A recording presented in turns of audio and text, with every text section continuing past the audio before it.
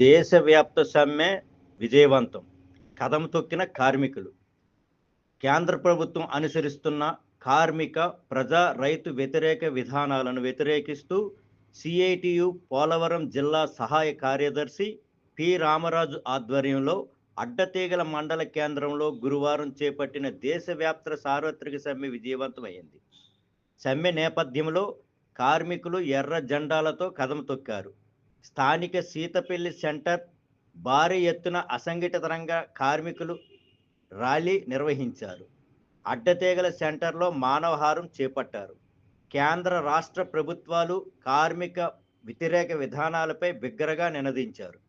కేంద్ర రాష్ట్ర ప్రభుత్వాలు అనుసరిస్తున్న కార్మిక వ్యతిరేక విధానాలను ఎండగొడుతూ సిఐటియు జిల్లా సహాయ కార్యదర్శి రామరాజు మాట్లాడుతూ, ఏదైతే కార్మికులు తీవ్రంగా నష్టం చేకూర్చే 4 లేబర్ కోడ్స్ను వెంటనే రద్దు చేయాలన్నారు. అసంఘటిత రంగ కార్మికుల న్యాయమైన కోర్కెలను పరిష్కరించాలని డిమాండ్ చేశారు. ఉపాధి హామీ పాత చట్టాన్ని యథావిధంగా కొనసాగించాలని డిమాండ్ చేశారు. రైతాంగానికి వారు పండించిన పంటలకు గిట్టుబాటు ధర కల్పించాలని, భవన నిర్మాణ కార్మికుల సమస్యలు పరిష్కరించాలని డిమాండ్ చేశారు.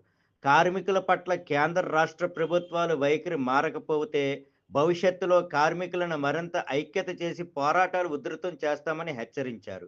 ఈ కార్యక్రమంలో CITU, anganwadi, ASHA, mid day meals, భవన నిర్మాణం, విఓఏ, హమాలి, మెడికల్ అండ్ హెల్త్, పలు కార్మిక సంఘాల నాయకులు పెద్ద సంఖ్యలో పాల్గొన్నారు. ఆటో, ఎలక్ట్రికల్, ఉపాధి హామీ ఇట్లాంటి సంఘాల కార్మికులు అనేక మంది, వందలాది మంది కార్యక్రమానికి రావడం జరిగింది. ఈరోజు మనం చూస్తూ ఉన్నాం కేంద్ర ప్రభుత్వం ఎట్లా ప్రవర్తిస్తుందో. ఇటీవల తీసుకొచ్చినటువంటి లేబర్ కోడ్లు 4 ఏవైతే ఉన్నాయో దానివల్ల అనేక ముప్పు వాటిల్లో పరిస్థితి ఉంది. ఇప్పటి వరకు మనం హక్కుల కోసం